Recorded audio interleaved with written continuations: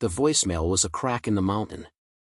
A young voice, thin with fatigue and cold, speaking through static from the very summit where the sky eats sound. "I can't feel my fingers and my glasses are so fogged," he said. "I truly cannot believe I am here after what it took to be here. I endured rain, sleet, hail, and the most wind I have ever felt." It was the last confirmed contact anyone had with 22-year-old Austin King, a Yellowstone concession worker who called his family from the top of Eagle Peak and then disappeared into the white that followed. Please help this channel grow, like the video, try the new hype feature, leave a comment and subscribe for more stories. This helps us a lot. Thank you.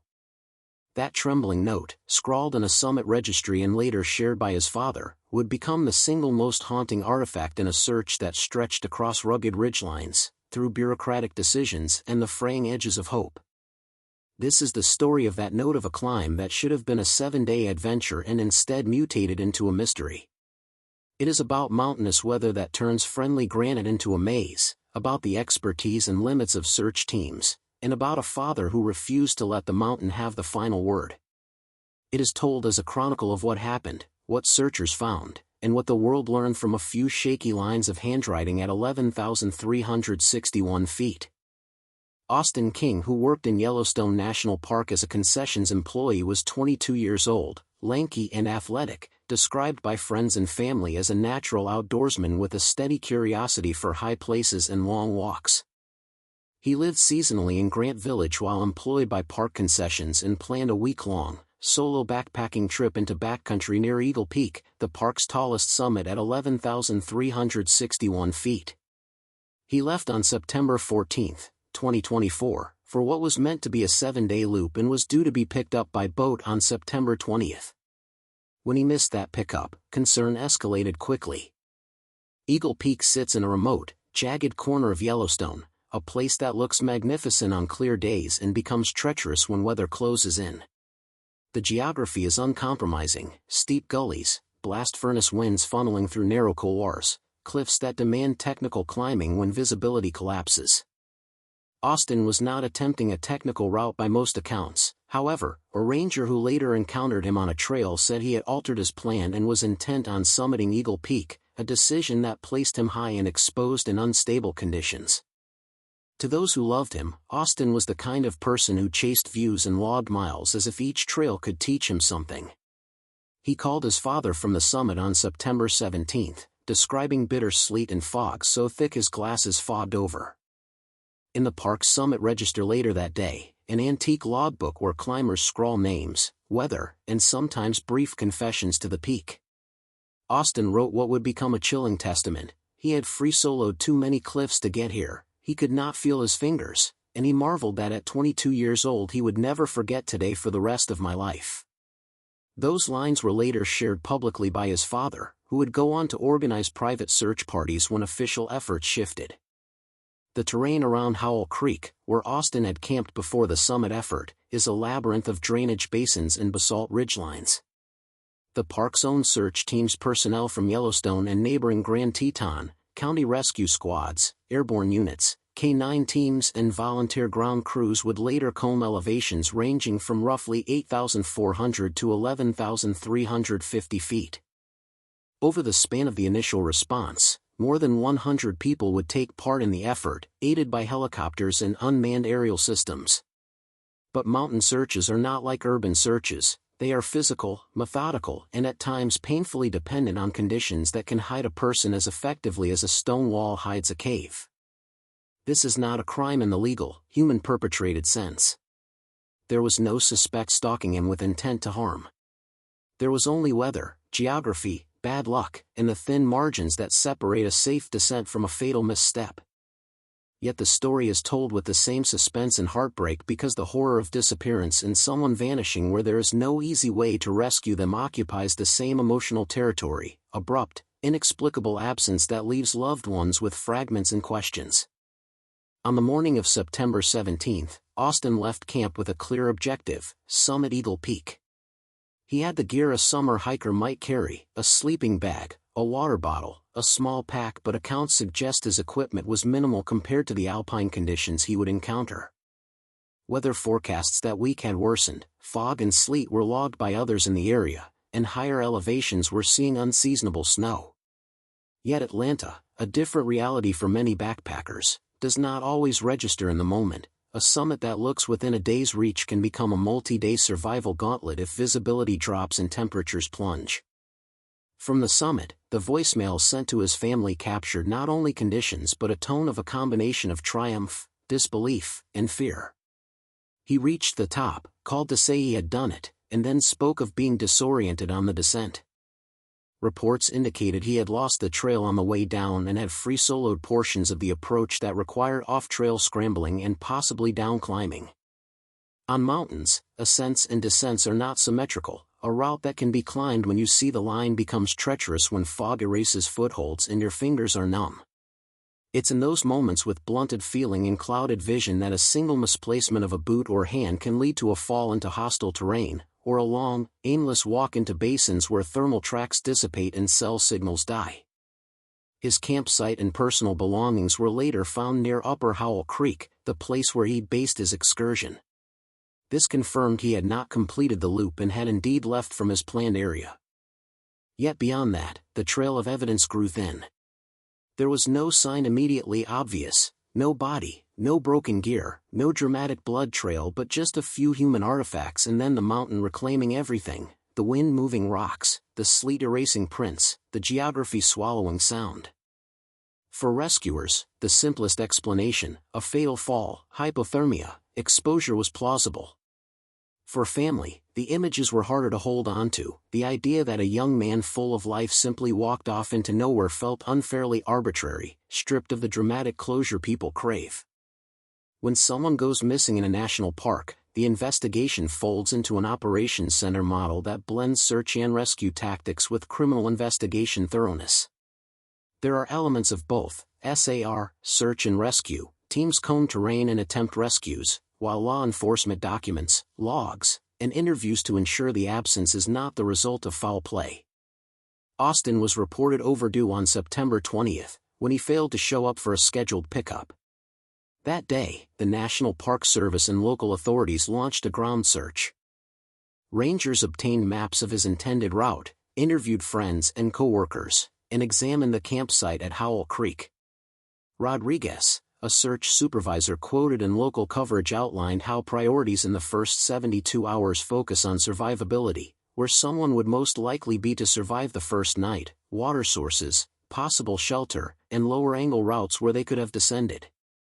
But the very conditions that made those plans logical, dense fog, wet snow, wind, also increased the difficulty of finding footprints, scatters of gear, or faint signals. What changed the investigation were two things: the recorded voicemail and the handwritten entry in the Eagle Peak Summit Register dated September 17. Both were blunt in their content, mention of fogged glasses, numb fingers, heavy wind, but both also suggested Austin had reached the summit and had been physically and mentally taxed.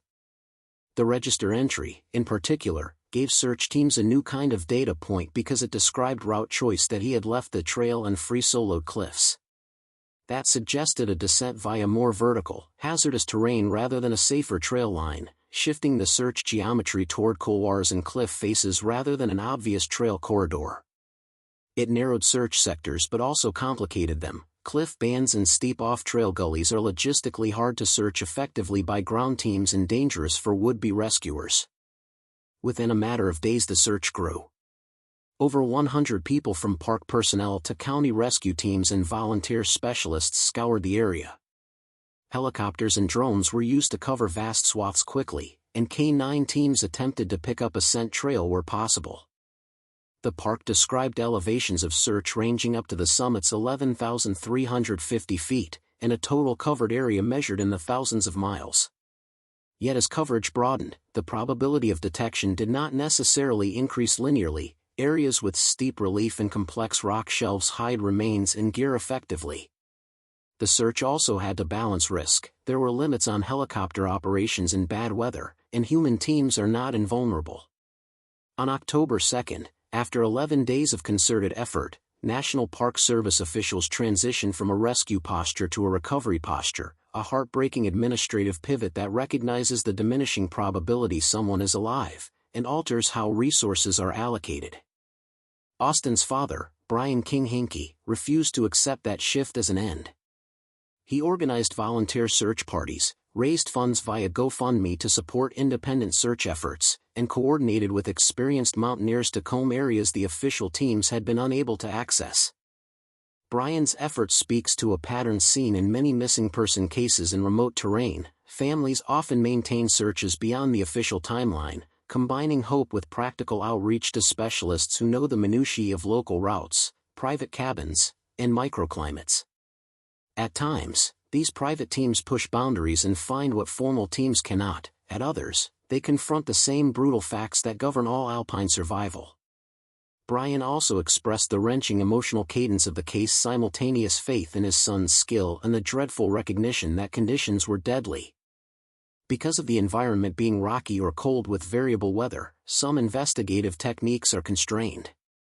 Forensic teams catalog the campsite and personal effects, photograph the registry page, and log the voicemail and phone records to fix the last known location and time frame.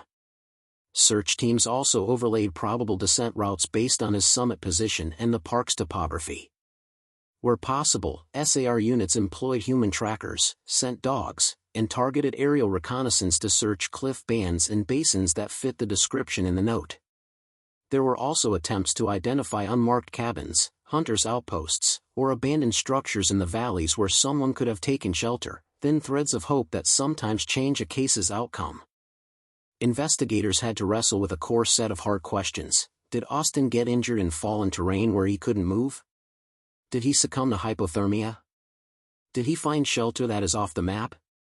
Or, an uneasy hypothesis to voice, could human agency be involved? In this case, there was no immediate evidence of foul play, no reported suspicious encounters, no signs of violence, no witnesses placing another person nearby. Still, in any disappearance the possibility must be evaluated thoroughly, and local law enforcement maintained a watchful, methodical posture. The evidence, the voicemail, the register entry, the found campsite, all pointed toward an outcome tied to weather and terrain, but the mountain had swallowed definitive proof. As the days grew into weeks, the tone of the public conversation shifted. Early coverage emphasized hope in the frantic speed of the search.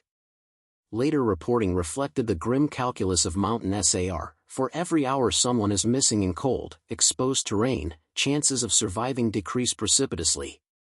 On October 2, Yellowstone announced a transition from rescue to recovery, meaning professional search teams reduced active searches oriented around finding someone alive and instead focused efforts on areas with plausible evidence of a deceased person or on preserving scene integrity if remains were located. For Austin's family, the switch did not mean surrender, it meant reorienting resources and continuing private efforts. Public response was immediate and empathetic. A GoFundMe set up by Austin's father raised funds to pay for helicopters, fuel, and to finance a renewed private search when conditions allowed. Volunteers who had experience in Wyoming's high country answered the call to form organized teams. Meanwhile, parks and local agencies engaged in a quieter phase of information sharing, preparing maps and risk assessments for any future sorties next spring or summer when snow would recede and access would improve. Brian publicly spoke about waiting for the thaw and resuming a ground search in July 2025, a painful calendar marker that requires families to live with a limbo measured in seasons rather than closure. Legally, there was no criminal prosecution because there was no evidence of wrongdoing by another party. Missing person cases in remote locations frequently resolve without legal action when the likely cause is environmental. The official record remains open. The case is cataloged by park investigative units and local law enforcement as an open missing person investigation. Administrative decisions such as the recovery posture are not legal determinations of death, rather, they are operational choices grounded in probabilities and resource management. Families sometimes pursue private recoveries and searches even when official teams scale back, a pattern that is both understandable and fraught with the same dangers that lead to original disappearances. There were whispers in the press about cabins and hunter shelters in the ranges that are not on modern maps, places where someone could, in theory, find refuge. That possibility fueled Brian's hope. He speculated, reasonably, that if Austin had made it to one of these cabins, he could have been alive for longer than the official estimate suggested. That is the fragile bridge between hope and realism, possibility, but not proven. The park's terrain is famously unforgiving in winter, and while private cabins exist, they are not guaranteed lifelines. They might lack supplies, or be locked, or simply be unreachable under heavy snow. Months later, the investigation sits in what families call suspended grief. The case is not closed, it is deferred. For search and rescue professionals, deferred searches are part of the occupational hazard. They know the cycles of seasons and the practicalities of returning to ground in the spring. For families, the delay is a loneliness that compresses time into two archives, before and after. For the wider public, Austin's story read like a parable of the wilderness, a warning about underestimating conditions and a tribute to the people who risk themselves to find others. The scrawl in the Summit Register will outlast everyone who reads it in the moment, a few lines of an exhausted young man's handwriting that ask us to imagine, for a second, what it feels like to be triumphant and terrified at once. I can't feel my fingers and my glasses are so fogged. Life is beautiful. Go out and live it. The juxtaposition awe-edged with peril is a brutal pause in the narrative of a life. If you climb, prepare for more than you expect. If you love someone who climbs, learn the maps they carry in their head and the friends they call before a trip. And if, like Brian King Hankey, you refuse to let silence be the last word, remember that the mountain also keeps records, logs, footprints, for a time, and the small, human artifacts that sometimes occasionally allow us to pull a life back into the world's light. Austin King's note is both a clue and an elegy, proof of presence and a last, human inscription. It is our responsibility, when such messages reach us, to treat them with the weight they deserve, to honor the person, support those searching, and remember that in the thin air above timberline the margins for error are unforgiving. The mystery may remain unresolved for now, but the call it makes is simple and lasting: live deliberately, prepare well, and hold tight to those we love when they choose the high places.